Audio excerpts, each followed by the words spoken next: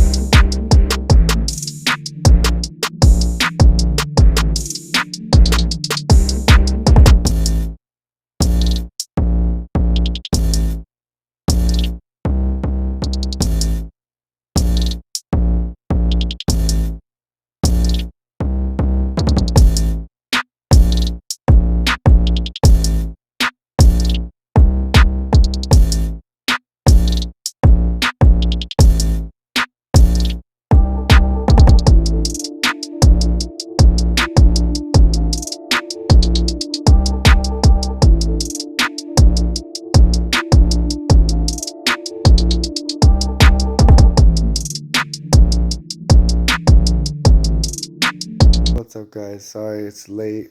The camera turned off. I didn't have enough time to be able to get a lot of the footage. It's just tear down. A lot of the stuff's being either sold off or not being used. Some parts did come in today, some coming soon. Like I said, I want to sit down and explain some things, so whenever I get the time to do that and my parts come in, we're going to sit down and have some discussions, because there's a lot of people that says that there's things you should and shouldn't do with these 5.7 hemis.